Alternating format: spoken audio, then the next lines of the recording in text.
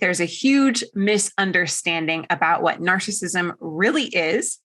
And we're going to share with you what actually works when you feel like your spouse is being selfish or self-centered.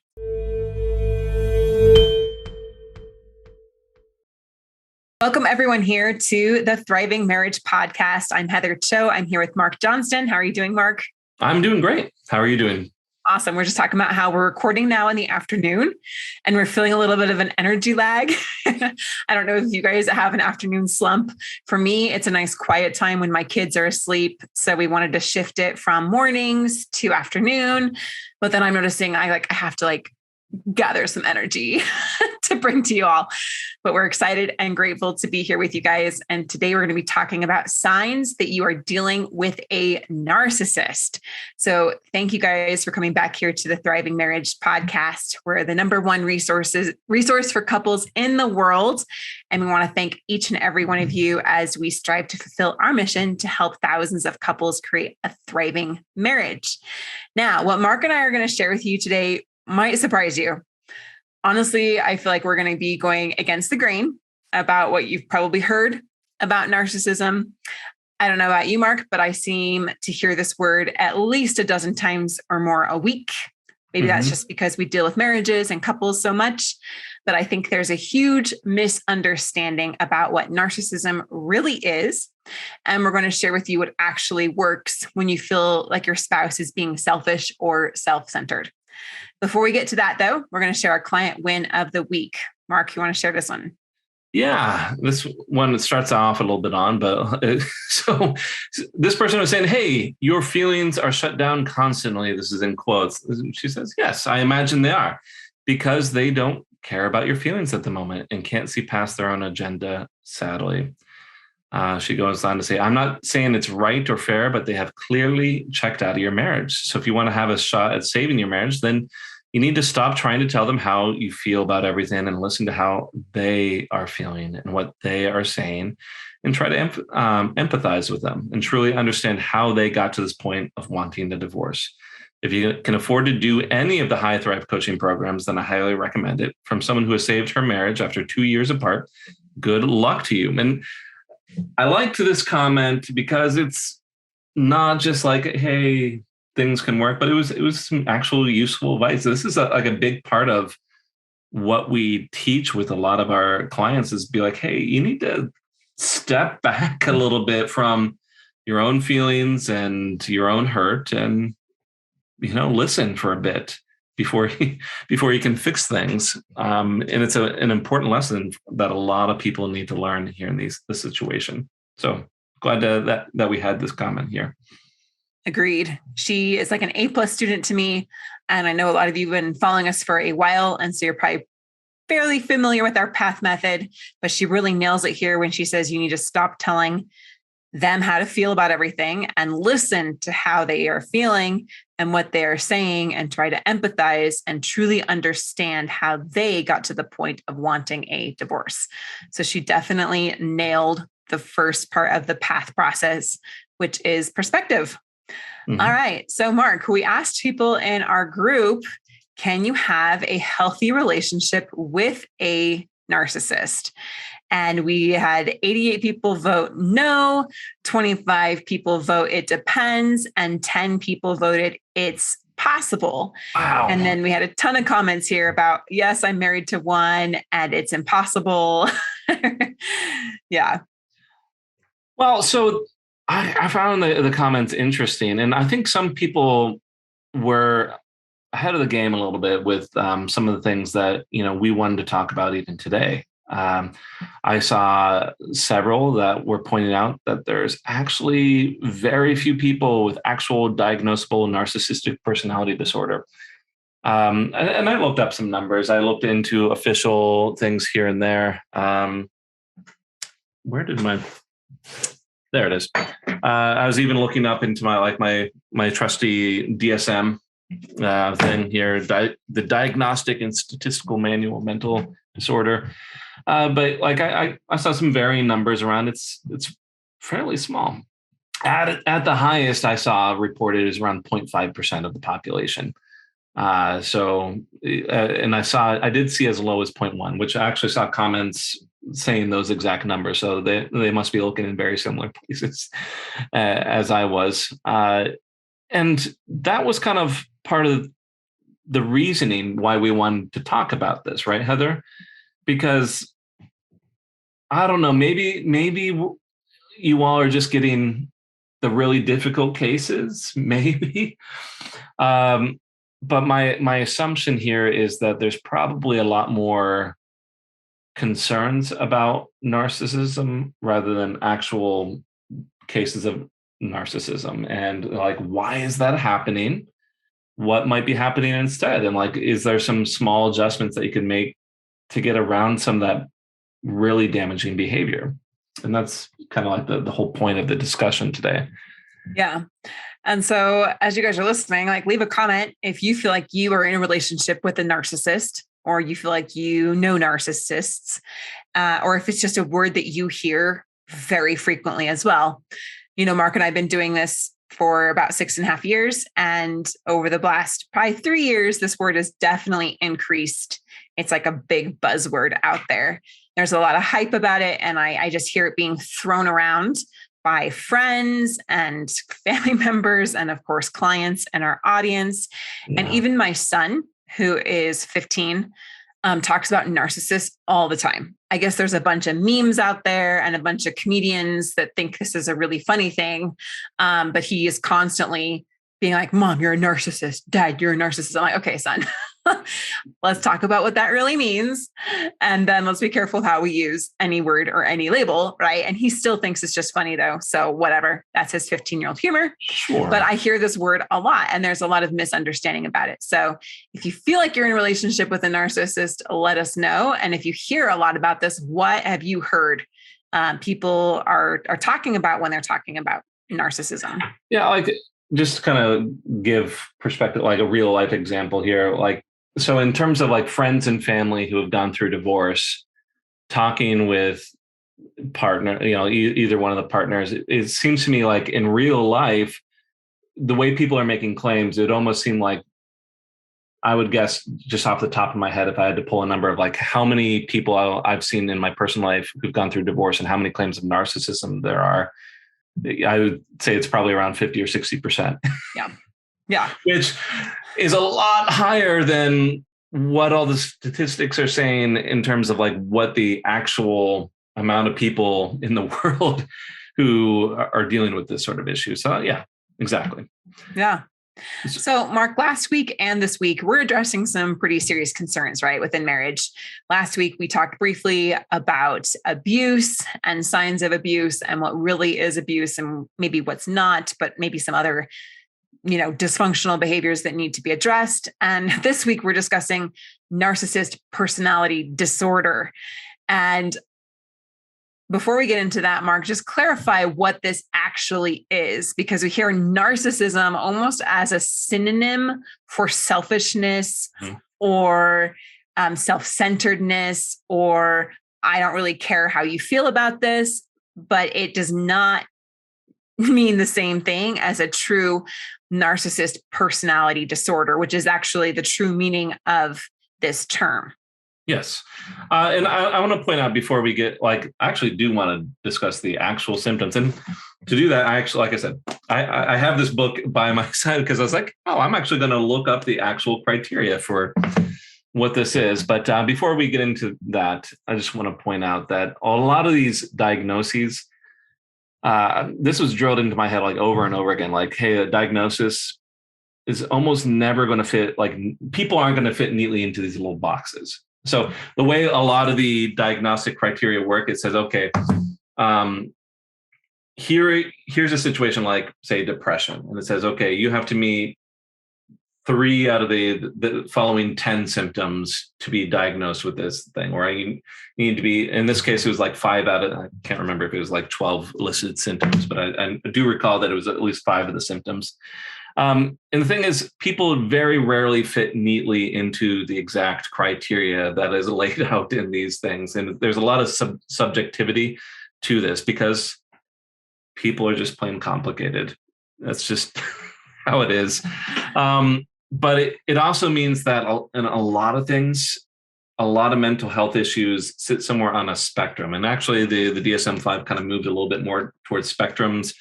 You see this in things like autism, where we no longer actually have an official diagnosis of Asperger's disorder. It's all kind of under an umbrella of like autism spectrum disorder. And that's why we say, hey, they're on the spectrum, because I think this came out, I want to say like around 2008 was when they switched to the DSM-5. But that's like when they started actually recognizing a little bit more spectrum officially on a lot of these things. I want to point out like the main difference here between like when we're talking about in terms of, okay, is this selfishness or is this narcissism? The main difference between an official diagnosis a lot of times or more normal problems is how much do these issues negatively impact everyday life, work, relationships, school, etc. Personality disorders, like what we're talking about in terms of narcissistic personality disorder, are a little bit more extreme in most cases, in that it tends to be pervasive and it tends to be long lasting, tends to show up early in life, and unless there's a lot of serious work done, tends to be an issue for a good chunk of life. So I also want to point out that while we're talking about a lot of these things, while we do deal with relationship problems every day, don't take this information and use it to diagnose your partner.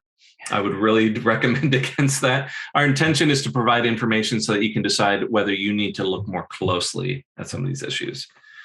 So Heather, I put it in here into the notes. You want to kind of go over some of the actual descriptions and criteria for diagnosing?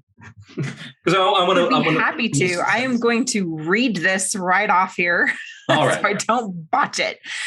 So an official description in the DSM-5, which is the Diagnostic and Statistical Manual of Mental Disorders, states that this is a pervasive pattern of grandiosity in fantasy or behavior, a need for admiration and lack of empathy, beginning by early adulthood and present in a variety of contexts, as displayed by at least 5 of the following symptoms.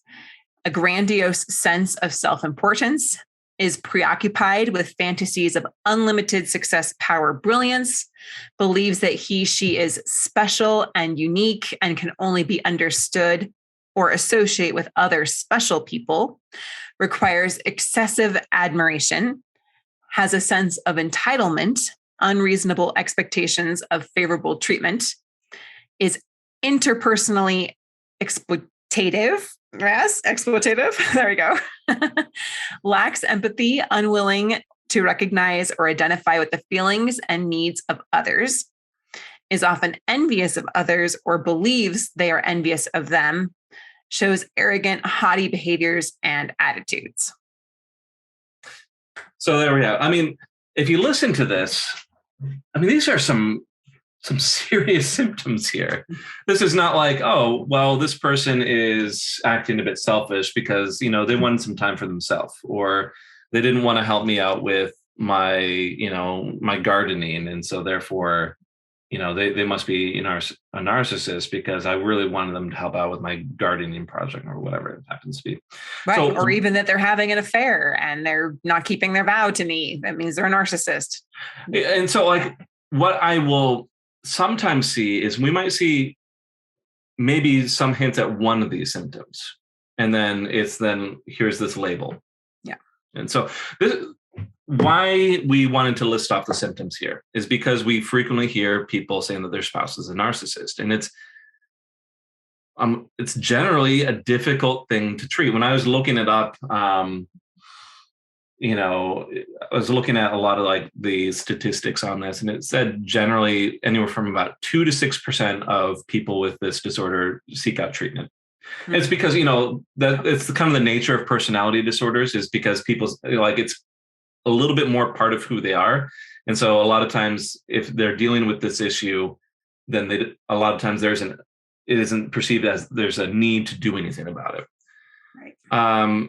So like I said, why we wanted to list off the symptoms is because if you incorrectly place this label on a situation, if you have extreme or highly charged labels like this, it can lead to a lot of other issues that are unnecessary, because you might say, okay, well, I can't work with my spouse. They're a narcissist. Or this is an extreme issue. There's nothing to be done about it. Yep. And that's a bit more of the issue that we're trying to avoid, is this sense of hopelessness, when in many cases it's not a personality disorder. Mm-hmm. It's more like, hey, someone is stressed and they're displaying some selfish tendencies.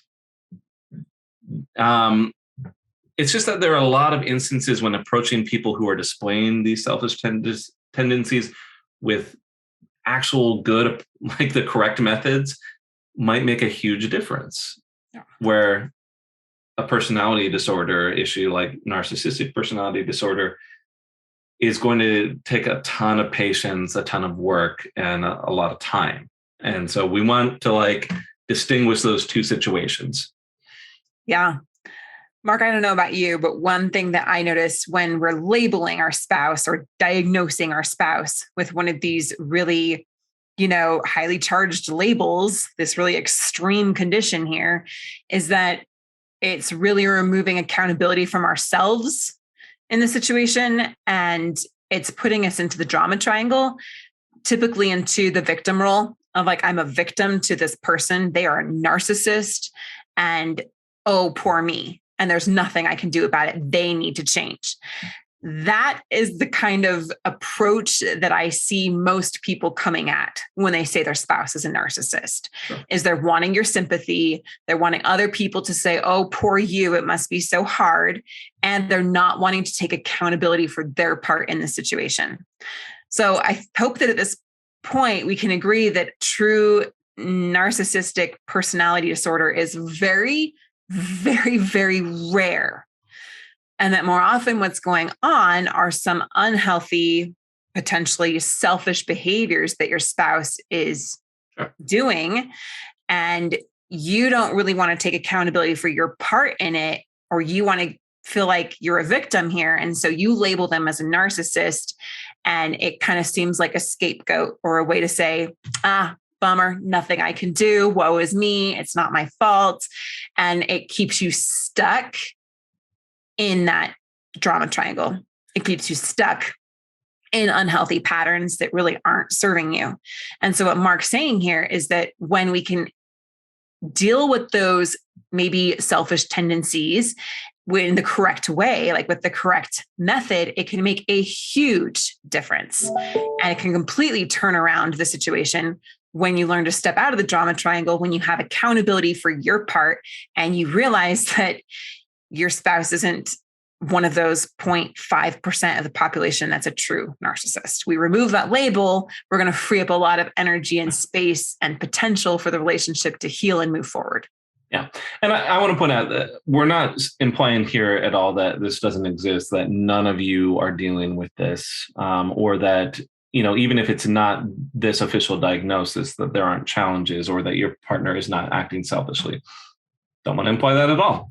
I can imagine that in a lot of these instances, even if the label is there, and even if the label is applied incorrectly, that these are probably very, very difficult situations, and that your partner is probably acting in very unhealthy ways and causing some damage.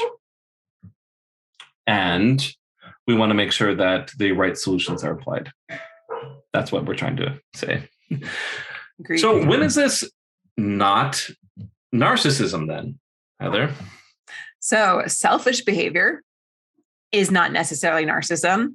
Focusing on one's own needs at the cost of others is not necessarily narcissism. And being proud of your life accomplishments is not necessarily narcissism. Marc, when is it more likely to actually be narcissism? So, like you're pointing out here, Heather, there are some things that kind of lean in that direction, and it's not it's not necessarily a mental health disorder, but it is more likely to be that when there's like what I look for, it would be like if there's like an intense discomfort or anger around feedback. Negative feedback or just even positive feedback. Like if you're just trying to comment on what they're doing and there's a huge amount of like discomfort around there, because, like one of the characteristics here is this idea that, okay, the person with a disorder like this is special and they're above other people. And, how dare someone else comment on how you're doing something wrong. So if there's a lot of discomfort around that or anger around that, that's certainly a sign to look into. Doesn't necessarily mean that it's exactly this. If they see no issue whatsoever when their actions benefit themselves at the cost of others. And this is going on that symptom of like, okay, there's some lack of empathy here. Mm-hmm. I will sometimes, and I have encountered cases where I strongly suspect that there's narcissistic personality disorder. And it's almost like, okay, it's not, there's just no emotion at all. Like, hey, this person has screwed someone else over. And it's like, okay, well, whatever. I wanted to get this extra money for myself, or I wanted to get more out of the divorce deal. And it doesn't matter if they're left destitute or things like that. If there is angry, a lot of emotion, like demands of preference or priority over others, most people kind of understand that there's some give and take, that sometimes other people need to be a priority, that other times other people's needs are more important. And if there's a lot of discomfort, or confusion or a lot of emotion around other people getting some amount of preference here and there, that's another instance where we might want to look into it. There is, with a lot of people, I think there's some amount of pride and being proud of accomplishments, but I think it turns into this unhealthy realm where there's looking down on others for their lack of whatever it happens to be.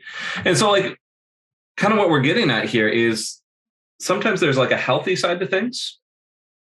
Having some pride in accomplishments is sometimes a good thing. Having pride in your accomplishments to the point where other people are less than you is generally unhealthy. Or, focusing on your own needs and protecting yourself can sometimes be considered a good thing. Doing so at the expense of others is, and that's usually where the line is. Mm-hmm. How much are you looking out for yourself? And is there consideration for how that impacts other people? Tends to be the line. So I think we've been kind of talking about how there are sometimes healthy behaviors here. I don't know, Heather, if you agree to this, but I think in some ways we also some levels of narcissism. I'm going to put that in quotes here. I don't know, do you see that at all? Do we see some level of this in most every person? Is it sometimes is blown out of proportion? What do you think? Yeah, I was just thinking about myself and every of those things you just said, discomfort around negative feedback. I mean, don't we all have some level of discomfort around negative feedback? We're very rarely are we completely zen about that. And we're like, oh yes, please tell me all my faults and all my weaknesses and how that bothered you and upset you. Right. And so you definitely see a lot of these things. And sometimes we're saying, maybe I am a little better than that person. And we have a little bit of that inflated pride. Does that mean we have a personality disorder? No, but it's fitting in the cultural. So I'm going to call this a difference here between the cultural definition or understanding of narcissism versus the scientific or medical understanding of narcissism, right?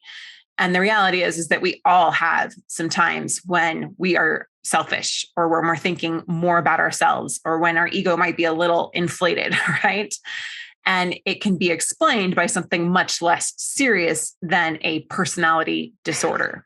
So the cultural understanding of the word narcissism is not accurate when it comes to the medical or scientific explanation of what narcissism is. But yeah, we see this happen a lot. At the end of the day, ego means to protect the self, right? It's all about self and protecting self. And we are all, at the end of the day, selfish creatures because we're human beings. And you can't help but look through the lens of your own experience. Does that mean that's the only place you can stay? No, but it's our brain's primary job is to protect the self. And so more often than not, we see in a relationship where you feel like your spouse is being very selfish or even narcissistic, and you actually look at yourself, you'll see that you're doing very much same things, maybe not in the same ways, but you're still thinking about self. In fact, I'm going to do a bit of a reality check here. Okay. When you're saying like, oh, they are selfish, they are self-centered, they're only thinking about themselves, you're actually looking at it through the lens of selfishness yourself, because you're still labeling them and you're still judging them. And it's still that they need to change instead of what we do, which we're going to get into in a little bit later, with the path method of gaining perspective into what's really going on for them. So Marc, what have you seen as far as like, we all tend to show at least some levels of the cultural understanding of what narcissism is? Well, like we've been talking about, I think there are moments where we can all kind of be a little bit more selfish or self-centered. I know, like I personally, sometimes that's even like going in the other direction can be seen as a bad thing. I sometimes have to work on being as this myself, like I'm patting myself on the back, like being too accommodating or but the reality is like that can sometimes be a problem as well, being too flexible or not standing up for yourself. And I see that in a lot of relationships where that dynamic sort of develops, that where someone is too accommodating and someone who's a little bit more comfortable speaking up their opinion throws the balance a bit off. And then that person who is speaking up for themselves is labeled as selfish. But I think a big part of this, where we can actually get to some point of health is, or determine if this is a really serious issue, is there some ability to step away from some of those unhealthy behaviors, to examine other people's needs, to give priority to other people? Because like the true disorder here, it's a lot less likely to have some ebb and flow or some ability to step away from that. Yeah. So I think like a big part of this then is the circumstances that create more selfish or narcissistic behavior. Especially if those sort of circumstances can much better explain the situation, and make it a lot less serious. So I don't know, can you think of like certain situations, certain scenarios or circumstances that might create more selfish behavior, Heather? Trying to think, kind of put me on the spot there. We talked about like really high stress situations, and I'm thinking about the limbic system of the brain, right? So that when we're in a high stress situation, our body goes into kind of like trauma, and we go into fight, flight, or freeze mode, which then becomes all about the self. It's about protecting self. And we turn off the reasoning part of our mind, kind of like our higher selves, right? And so anytime we're stepping into high levels of stress, depression, anxiety, we're much more likely to see problems with selfish or narcissistic behaviors, because that's what the brain is programmed to do. It's programmed to think about the self. Mm-hmm. And if we keep in a state like that, then that's all we're going to get. We have to choose deliberately to go into our higher reasoning part of ourselves to step out of those behaviors. Yeah, I think I like your point here. Like you're talking about how high stress situations or depression or anxiety can sometimes create this sort of thing.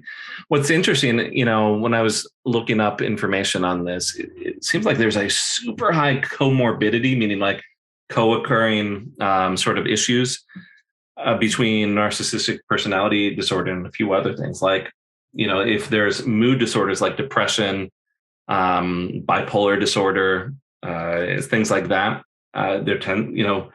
People with narcissistic personality disorder tend to be diagnosed with that. Anxiety disorders, substance abuse, eating disorders. Notice here, like you ramp up all these other things and you're much more likely to have some selfish behavior, maybe even approaching unhealthy mental health sort of issues, sort of selfish behavior. And I think that's in many cases a much better way to explain some of this narcissistic behavior is that we've ramped up all the other negative issues in one's life so that, they respond with this unhealthy yuck here, and being a lot more self-centered. My experience has been that when we create a little bit more safety and we can address some of the other side issues going on, the selfish behavior tends to drop quite dramatically. Yeah. So Marc, I'm curious, because we have a lot, I'm curious from our audience, and I'm curious from you too, Marc. As you guys have been listening to this, has it given you some clarity about what true narcissistic mood disorder actually, or personality disorder actually is, versus what you might be seeing from your partner? And let us know what kind of thoughts have come to you. If this has helped you get some clarity, if you found this valuable, of course, give this video a thumbs up. We would appreciate it. And let us know if this is helpful for you. And at this point now, are you realizing that maybe it's not true narcissism? Maybe it is an unhealthy amount of the selfish behavior. And so, Marc, I'm curious, because we hear a lot of people labeling their spouse as a narcissist. Have you ever had a client that came to you at the beginning and said, my husband or my wife is a narcissist? And then maybe after the next couple weeks of working with them and working on why their spouse is exhibiting very selfish, self-centered behavior, they actually realized what was going on, and then that behavior changed. Is there a case study or an example? Yeah. So I'll say the tendency is actually kind of the opposite situation, that because the nature of our audience, we generally have people who are wanting the marriage to work out, working with us. Mm-hmm. So what I tend to see more often is our clients, and they are put into a situation where their spouse says that they are a narcissist. And, I'm looking at that, and I can almost always fairly dismiss it right off the bat, because, they come in and they're exhibiting a lot of concern over, about how their partner feels, which, and they're saying, okay, I'm sad that they're upset and sad that they've been hurt by this, and I want to do some things that are different. And like already here, I'm saying, okay, all this empathy and concern for their partner and what their partner wants tells me that there's a lot of misunderstanding and a lot of like these negative stories that have built up.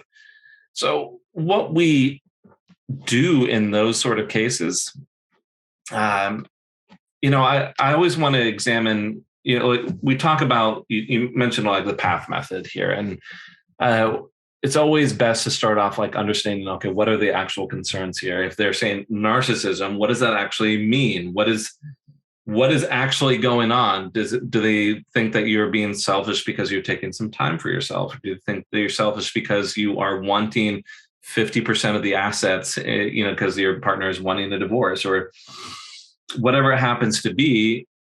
We have to actually get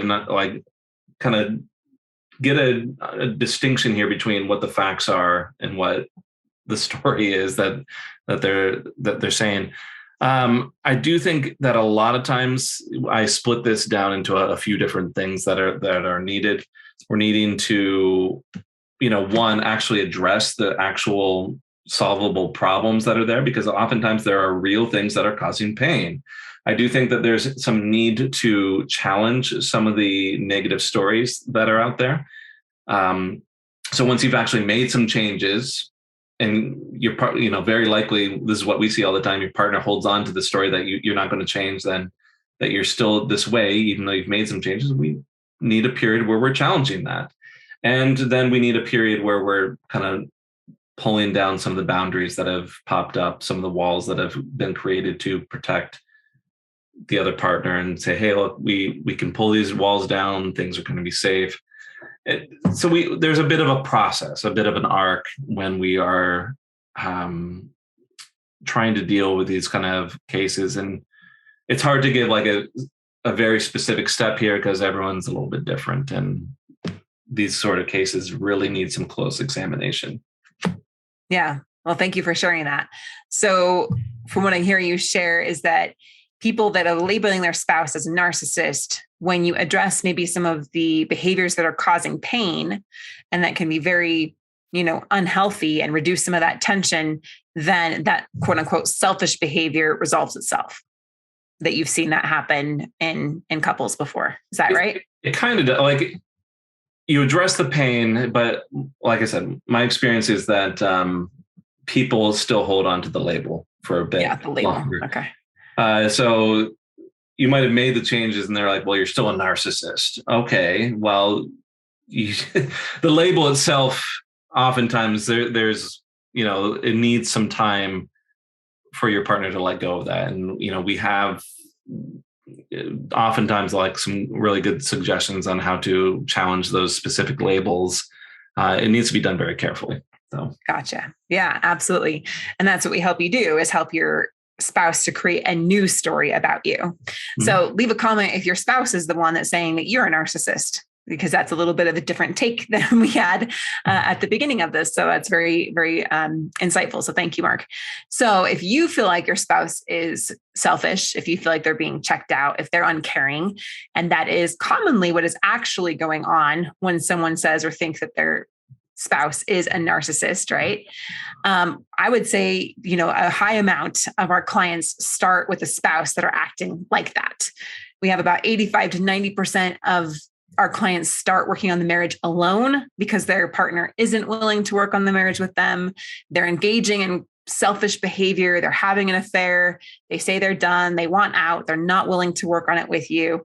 And that can often make you feel like they're being very selfish and only caring about their own needs and what they want, and that they're kind of just leaving you out to dry, right? Which can be, of course, very, very painful. But again, go back to that reality check. And then if you're labeling your spouse as a narcissist or saying they are just being selfish, think about, why are you labeling them that way? What are you benefiting in a way by saying that?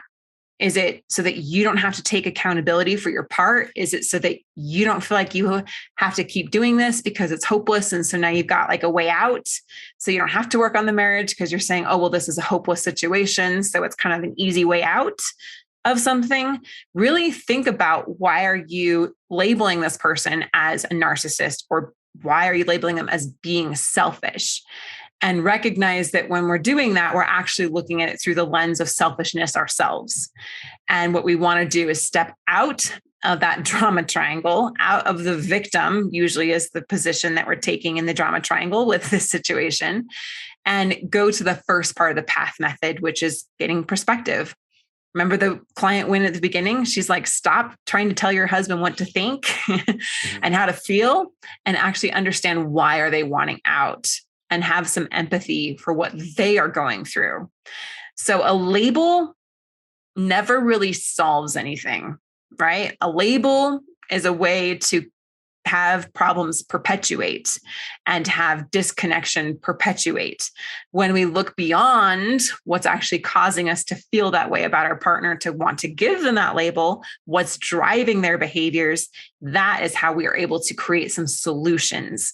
And like Marc said, things can change in a huge way when you go about it in that way. So that's just the tip of the iceberg here. If you guys want to see how we help your spouse go from being potentially very selfish, very cold, very checked out, to actually wanting to be with you again, wanting to make you happy, wanting to meet your needs, and wanting to have a healthy, functional relationship, then I want you to take action and claim a free marriage analysis session with us. And in this marriage analysis session, we'll help you understand exactly what's going through their mind when they're exhibiting this selfish behavior, and why they may not be putting in as much effort right now, and some of the things that you can do to get them trying again. We'll help you understand why they haven't recommitted to the marriage yet, and some of the things that you may be doing that may be unintentionally actually pushing them further away. The simple psychology that gets them actually wanting you again and wanting to work on the marriage with you, and how to build up their desire so that they're the one that's initiating contact, and what they really mean if you've heard them say, I love you, but I'm not in love with you.